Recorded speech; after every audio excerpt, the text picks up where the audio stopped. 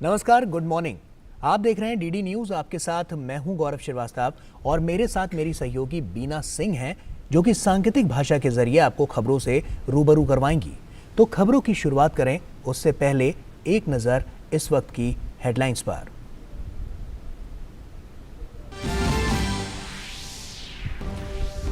प्रधानमंत्री नरेंद्र मोदी आज उत्तर प्रदेश के ग्रेटर नोएडा में विश्व डेयरी सम्मेलन का करेंगे उद्घाटन।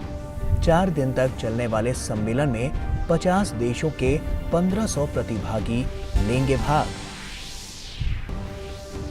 ज्ञानवापी मामले में वाराणसी की सत्र अदालत आज सुना सकती है फैसला।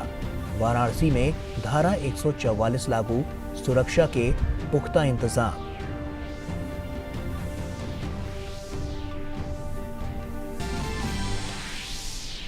भाजपा आज फिर आम आदमी पार्टी सरकार के खिलाफ खोलेगी मोर्चा। भ्रष्टाचार निरोधक शाखा में दिल्ली स्कूलों में कक्षा निर्माण के मामले में सौंपेगी सबूत। वहीं डीटीसी की लो फ्लोर बसों की खरीद में कथित भ्रष्टाचार की जांच सीबीआई को सौंपने से केजरीवाल सरकार की बढ़ी और मुश्किलें। सऊदी अरब के 3 दिवसीय दौरे के अंतिम दिन विदेश मंत्री एस जयशंकर ने जेद्दा में क्राउन प्रिंस मोहम्मद बिन सलमान से की मुलाकात। भारत सऊदी द्विपक्षीय संबंधों में हुई प्रगति से कराया अवगत। 19 साल के Spanish tennis star Carlos Alcaraz Garfia ने रचा इतिहास, बने यूएस ओपन के नए चैंपियन। फाइनल में नॉर्वे के कैस्पर रूड को दी मात। श्रीलंका ने जीता 6ठी बार एशिया कप क्रिकेट का खिताब। फाइनल मुकाबले में श्रीलंका ने पाकिस्तान को 23 रनों से हराया।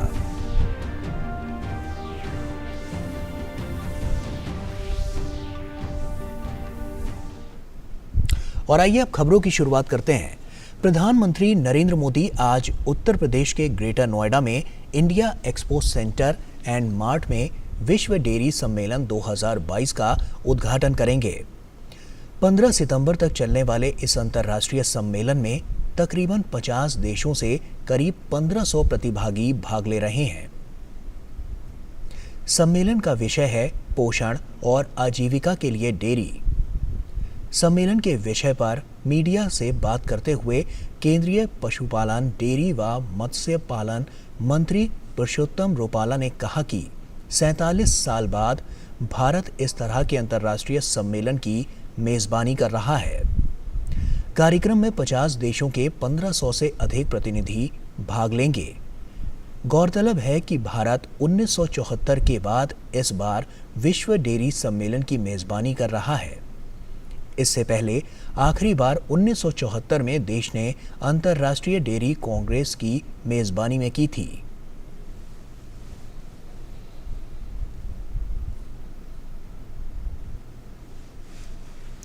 और प्रधानमंत्री नरेंद्र मोदी शंघाई सहयोग संगठन की 22वीं शिखर वार्ता में भाग लेने के लिए 15 से 16 सितंबर को उज़्बेकिस्तान का दौरा करेंगे। सम्मेलन में चीन के राष्ट्रपति शी जिनपिंग, रूसी राष्ट्रपति व्लादिमीर पुतिन भी भाग लेंगे। एससीओ की ये बैठक यूक्रेन युद्ध, ताइवान और हिंद प्रशांत क्षेत्र में चीन की बढ़ती हुई गतिविधियों की छाया में हो रही है। विदेश मंत्रालय के अनुसार उज़्बेकिस्तान के राष्ट्रपति शौकत मिर्जियोयेव के निमंत्रण पर प्रधानमंत्री एससीओ के राष्ट्रीय अध्यक्ष परिषद की बैठक में भाग लेंगे। शिखर सम्मेलन से इतर प्रधानमंत्री के कुछ द्विपक्षीय बैठकें करने की भी संभावना है। उत्तर प्रदेश में ज्ञानवापी मस्जिद मामले पर आज सत्र न्यायालय का संभावित फैसला आने के मद्देनजर वाराणसी में सुरक्षा कड़ी कर दी गई है। शहर में निषेधाज्ञा लागू कर दी गई है और धारा 144 लागू कर दी गई है। ज्ञानवापी श्रृंगार गौरी मामले में याचिका की सुनवाई के संबंध में सत्र न्यायालय का आज फैसला आ सकता है। सत्र न्यायाधीश ए.के. विश्वेश ने पिछले महीने इस मामले के बारे में अपना फैसला 12 सितंबर तक के लिए सुरक्षित रख लिया था। शहर के संवेदनशील इलाकों में फ्लैग मार्च और पैदल मार्च करने का आदेश दिया गया है। जिले के सीमावर्ती इलाकों, होटलों और गेस्ट हाउसों में चेकिंग तेज कर दी गई है। वहीं सोशल मीडिया पर भी नजर रखी जा रही है। भ्रष्टाचार के आरोपों में घिरी केजरीवाल सरकार की मुश्किलें थमने का नाम नहीं ले रही। भाजपा पार्टी आज दिल्ली के स्कूलों में कमरों के निर्माण में करप्शन के आरोप पर आम आदमी पार्टी के खिलाफ मोर्चा खोलेगी। दिल्ली बीजेपी के नेताओं का कहना है कि सीवीसी की रिपोर्ट में स्कूलों में कमरों के कम निर्माण पर सवाल उठाए गए हैं, जबकि अधिक कमरे बनाने का टेंडर हुआ था। इसके साथ ही जो सेमी परमानेंट कमरा 5 लाख में बनना था, उसकी लागत बढ़ाकर 33 लाख की गई। आज इस सिलसिले में कुछ सबूत के साथ दिल्ली बीजेपी के नेता हरीश खुराना, कपिल मिश्रा और नीलकांत बख्शी दिल्ली में एंटी करप्शन ब्रांच जाकर इससे जुड़े कुछ रिकॉर्ड और सबूत सौंपेंगे। वहीं दूसरी तरफ दिल्ली में आबकारी नीति में घोटाले की सीबीआई जांच तो चल रही है। अब दिल्ली में अरविंद केजरीवाल सरकार पर लो फ्लोर बसों के टेंडर के मामले में भी घोटाले के आरोप लगे हैं। दिल्ली के उपराज्यपाल ने इसकी जांच की सीबीआई से कराने को मंजूरी दे दी है, जिससे केजरीवाल सरकार की मुश्किलें और बढ़ गई हैं।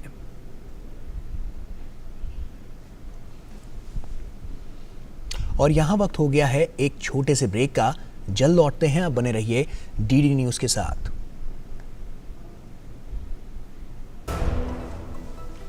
पेड़ लगाओ, पानी बचाओ, जनसंख्या को जनबाढ़ न बनाओ। IME Sahibabad, Ghaziabad, NCR 27 years of excellence in higher education offers Radhika scholarship up to 50% of college fees.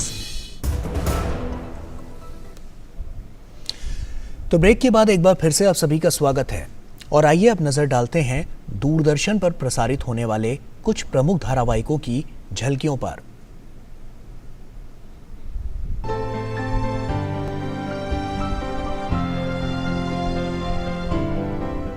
नमस्कार, डीडी प्रीमियर्स में आज फिर आपका स्वागत है। मैं हूं रेशमा आपके साथ और जैसा कि आप जानते ही हैं कि हम अपने इस खास सेगमेंट में आपके साथ बात करते हैं दूरदर्शन के विभिन्न नेटवर्क पर प्रसारित होने वाले कुछ खास कार्यक्रमों की। तो चलिए आज सबसे पहले बात करते हैं आपके साथ कॉर्पोरेट सरपंच की। आज के इस धारावाहिक में आप देखेंगे कि अपनी शादी को रुकवाने की आखिरी उम्मीद समझकर पूजा अपनी ताई को मनाने की करती है कोशिश। आपने बड़े पापा की सिर्फ आवाज सुनी है और आप इतनी परेशान हो गई। कल को आप बड़े पापा का चेहरा देख लेंगी तो क्या होगा? ताई जी, ये प्यार नहीं है तो क्या है?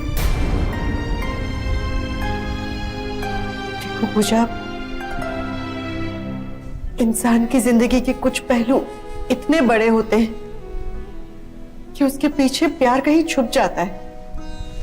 ताई जी, मैं आपको घर चलने के लिए कैसे ना कहूं? मुझे दरवाजा खुलने से पहले हाँ कह दीजिए ना। तो क्या पूजा की शादी रुक पाएगी? ये जानने के लिए देखिए कॉर्पोरेट सरपंच, सोमवार से शुक्रवार रात 8:30 बजे सिर्फ डीडी नेशनल पर। और अब बात करते हैं आपके साथ बाल कृष्ण की। आज का इस धारावाहिक में आप देखेंगे कि संकटासुर की मृत्यु के बाद कंस चल रहा है एक और चाल। चाहता है बाल कृष्ण को हर हालत में मारना। तो बाल कृष्ण कैसे करेंगे कंस का सामना? ये कंस भी कितना हठी था ना माधव। संकटासुर के मृत्यु के पश्चात भी उसे अपने भूल का अनुमान नहीं हुआ। क्यों वो हार नहीं मान लेता माधव? हठ भाव ही ऐसा है रुक्मणी, और ये हठ अहंकार से आता है। कंस मथुराधिपति थे, सब उनसे भयभीत रहते थे, और ऐसे में एक छोटा सा बालक उसका काल बन जाए, ये उनसे कदापि सहन नहीं हुआ। अब क्या करेगा कृष्णा? अब तो तृणावतार है तेरा वध करने। ये जानने के लिए देखिए बाल कृष्ण सोमवार से शुक्रवार रात 9 बजे सिर्फ डीडी नेशनल पर। तो आप उठाइए दूरदर्शन के इन विभिन्न नेटवर्क पर प्रसारित होने वाले खास कार्यक्रमों का आनंद और हमें यही अनुमति दीजिए। नमस्कार।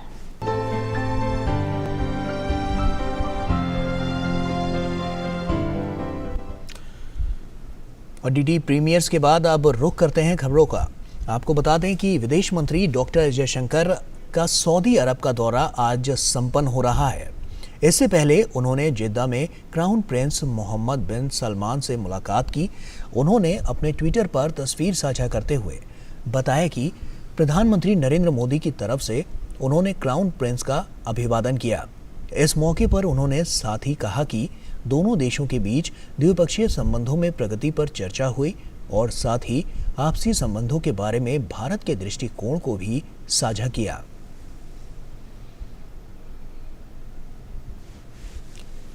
विदेश मंत्री डॉक्टर एस जयशंकर ने सऊदी अरब के दौरे पर अपने समकक्ष शहजादा फैसल बिन फरहान अल सऊद के साथ भारत सऊदी अरब रणनीतिक साझेदारी परिषद की रूपरेखा के तहत स्थापित राजनीतिक सुरक्षा, सामाजिक और सांस्कृतिक सहयोग समिति की पहली मंत्री स्तरीय बैठक की सह अध्यक्षता की। दोनों नेताओं ने वर्तमान वैश्विक राजनीतिक और आर्थिक मुद्दों पर चर्चा की। दोनों नेताओं ने G20 और बहुपक्षीय संगठनों में मिलकर काम करने पर सहमति जताई।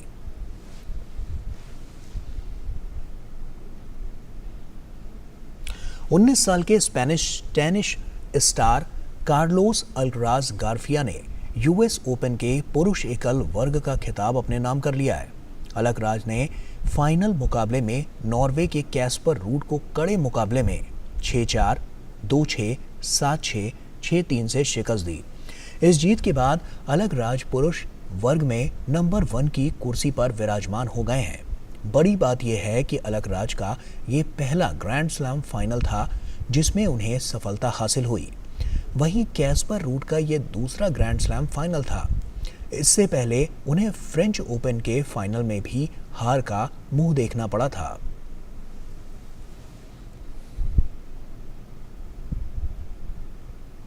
और श्रीलंका ने फाइनल में पाकिस्तान को 23 रनों से हराकर छठी बार एशिया कप खिताब अपने नाम कर लिया। खिताबी मुकाबले में श्रीलंका ने पाकिस्तान को 171 रनों का लक्ष्य दिया था। पाकिस्तान की टीम 147 रन पर ढेर हो गई। पाकिस्तान के कप्तान बाबर आजम ने टॉस जीतकर पहले गेंदबाजी का फैसला लिया। श्रीलंका ने पहले बल्लेबाजी करते हुए 20 ओवर में 6 विकेट गंवाकर 170 रन बनाए।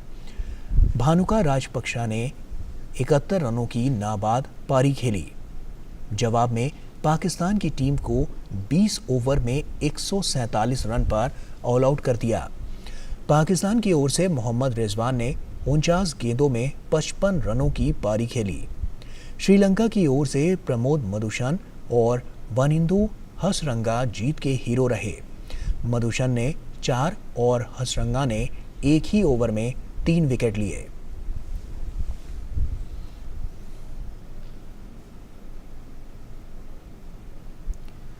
और इसी के साथ फिलहाल इतना ही। हमारी पूरी टीम को दीजिए इजाजत। नमस्कार।